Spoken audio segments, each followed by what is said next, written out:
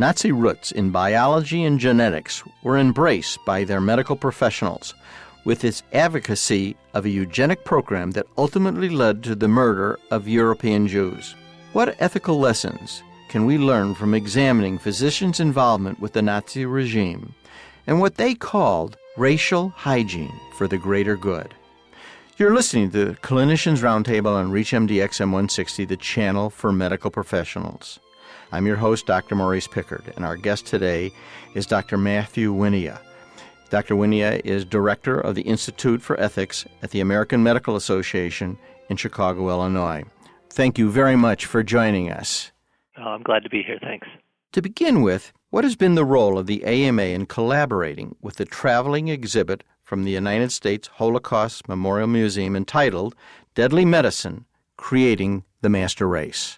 Well, the relationship with the Holocaust Museum in Washington, D.C. started, from my end at least, in about 2005 when they were putting together the exhibition for the National Museum.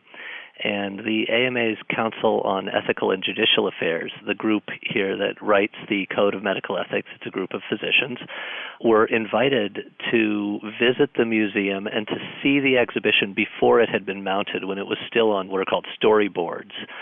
And they walked through the storyboards and saw the material that would eventually become this special exhibition, and then had a conversation with the curators and historians at the museum about how physicians were liable to respond and react to the material that would be in this exhibition. And one of the things that they walked away with was the notion that this exhibition, which at that time was just planned for the museum in Washington, D.C., was a very powerful set of information and a very powerful story and a very important part of the history of medicine and medical professionalism and medical ethics, and it really ought to get out into the larger medical community and not just those who happen to come to Washington, D.C. and be able to get to the museum.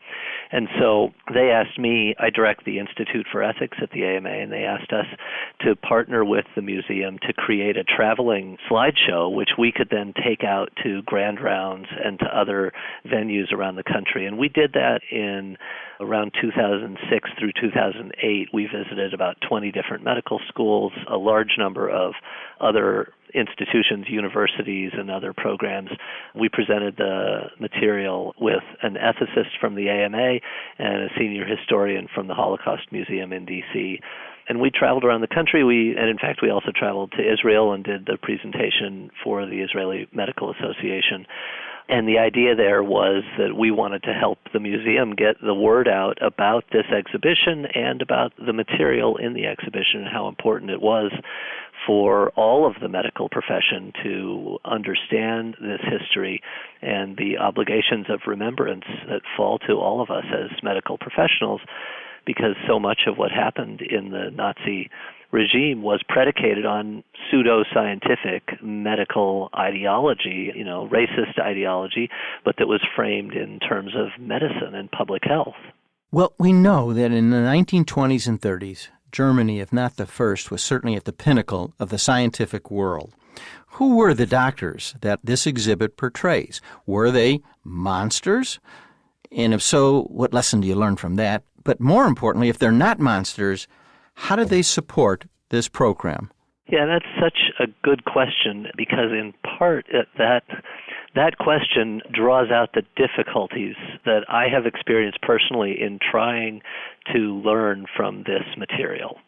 Because, frankly, what these doctors ended up doing was so heinous, so horrific, that it is impossible not to come away from any examination of this history with the understanding that these were monsters. They did monstrous things that can never be justified.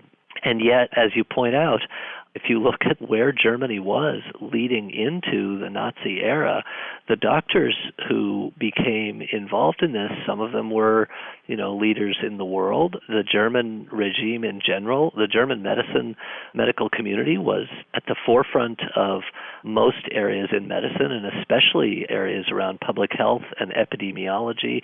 They detected correlations between smoking and lung cancer. They looked at asbestos and lung cancer. They had public health programs encouraging women to examine their breasts for lumps. They banned smoking in public places.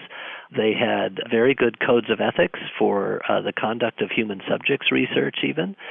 In many ways, the German medical model for training doctors was what we were using by that time, following the Flexner Report in 1910, which essentially told the American medical community that the German model was the optimal way to train doctors. And, by the way, at that time, Germany in the 1930s held half of the medicine Nobel Prizes that had ever been rewarded. So they were very much at the forefront, and it really leads to this question of how does the German medical community move from the forefront of the world's medical community in really just a few years, move to these monstrous crimes. That is the challenge that sits in front of all of us, because that slippery slope, if you will, is where we need to look to build clear barriers so that we never fall there again. Well, then, were there national goals, political goals, that allowed or influenced these healers to make this transition from a healer to a killer? There absolutely were national goals, and it's not entirely clear, to me at least, I'm not an historian, but from my work with the museum on this, it's not clear to me that we could fairly say that those goals were imposed on the medical profession, because in many ways the profession created the goals. It was a doctor who recommended to Hitler the final solution should be carried out. So the idea that a political regime came to the medical profession and said, tell us how to do this, isn't entirely the case. The medical profession was integrally involved in creating those racist national goals and developing the mechanisms to implement those racist national goals. So it's even more complicated than you might like, because I think many of us would like to believe that doctors are inherently good people who seek the best for humanity, and somehow that very belief was perverted, so that some of these doctors came to believe that the best for humanity meant killing a lot of people in order to cleanse the genetic pool.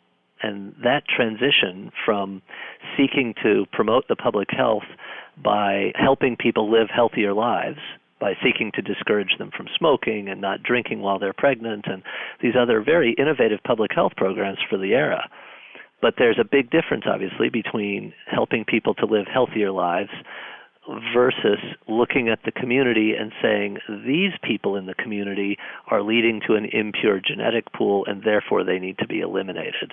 If you're just tuning in, you're listening to Focus on Disaster Medicine and Preparedness on ReachMD XM160, the channel for medical professionals. I'm your host, Dr. Maurice Pickard, and our guest today is Dr. Matthew Wynia, Director of the Institute for Ethics of the American Medical Association in Chicago, Illinois, and we're discussing ethical lessons learned from medicine in the Nazi regime. If you read about this, Germany is often compared to a healthy body. And the target group, whether they are Jews, this being fueled by a virulent anti-Semitism, gypsies, homosexuals, or the disabled, are often viewed as subhuman, a virus, a disease, a tick.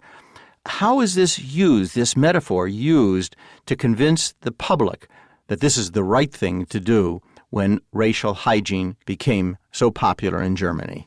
The imagery that is displayed in the exhibition, Deadly Medicine, Creating a Master Race, is so very powerful, in part because it shows how that ideology and that, if you will, that sort of conceptual framework for understanding Germany, not merely as a nation, but as a body politic, literally as a body, an organism that can have a disease, is very prominent in many different ways. There are cartoons that were in biology textbooks. There were illustrations that showed up in newspapers and magazines. There's an image at one point that they show in the exhibition of Adolf Hitler with a little girl and a sort of field in the background, and across the bottom it says, Adolf Hitler, Doctor of the German People. And the idea here is that you can have a society which is either strengthened by having more healthy, strong peoples, or is weakened by being infected with unhealthy, weaker peoples. And they move over a period of a few years from programs that primarily seek to ensure the health and well-being of individuals whom they see as being desirable, to pretty quickly saying, but in addition to building up the health and well-being of the desirables, we're going to start to get rid of the undesirables, the what they often call useless eaters, so disabled individuals who, for whatever reason, are not making the contributions to society that they deemed necessary to make it worthwhile supporting you. And incidentally, these images are not purely Nazi images, and they're not purely from Germany. There are remarkable similar images that were presented in the United States and in other countries around the world. Remember, the 1920s and 30s was an era in which the notion of eugenics was quite common and was supported by the medical community worldwide in many instances. Not universally, obviously. There were people who recognized the dangers of that as an ideology, but it was seen as mainstream medicine, if you will, the notion that eugenics could eventually create a stronger human race. That was not purely a German thought, and in fact, the Germans referred often to work that was done here in the United States under the guise of eugenics programs, and we had forced sterilization programs in the U.S., just as they had in Germany, and both countries referred to the other as model programs for their own work. If I can return to a statement you made earlier, it was about remembering. With a decreasing number of survivors of the Holocaust, people who actually have experienced it, the need to remember becomes not only important to Jews, but to, I think, the whole world community. And could you comment on why, and especially your profession and my profession? Yeah, I think there is a risk with this kind of history that it is seen as, if you will, Jewish history, and that Holocaust remembrance is a matter for Jewish physicians and Jewish people in general. And I think that would be a terrible misreading of what actually took place and who needs to remember it and who needs to be forever alert and aware of the risks. And in many respects, the failures of the German medical profession, in almost every respect, were not failures of the German Jewish medical profession. They were failures of the medical profession much more broadly, and in fact, they were failures of the medical profession internationally as well. And so I really feel that it is an obligation, the obligation of remembrance falls to all medical professionals. We all need to understand this history and what happened to our profession that led it to be used as a tool for evil. And I guess that was one of the first things that came out of the mouths of the AMA's Council on Ethical and Judicial Affairs when they first saw this exhibition way back before it was actually mounted in the museum. When they walked through this history, they said, this is something that every medical student ought to see, not just those who happen to show up at the museum. This is a critical part of the history of American medical ethics and international medical ethics. And so we've done, what we can to try and get this information out and into the curricula at medical schools and residency programs nationwide. Now, Hitler certainly believed that he would never be able to carry this off unless he was involved in a war. And now as our country struggles through two wars, there must be, in all our minds, a certain relevance to what we've been talking about. As we've learned and must remember, our profession was certainly integrated into Nazi ideology, which had a really perverted view of science and public health. Therefore, as you've said so well, therefore the lessons of the Holocaust are not only part of Jewish history, but are lessons for all of medicine. And I want to thank you for joining us, and we've been talking to Dr. Matthew Wynia. Dr. Wynia, thank you again for being our guest today. Well, it's my pleasure to be here. Thank you for the invitation. I'm your host, Dr. Maurice Pickard, and you've been listening to the Clinicians Roundtable on ReachMD XM 160, the channel for medical professionals. ReachMD, online, on demand, and on air. Please visit us at reachmd.com. And as always, thank you for listening.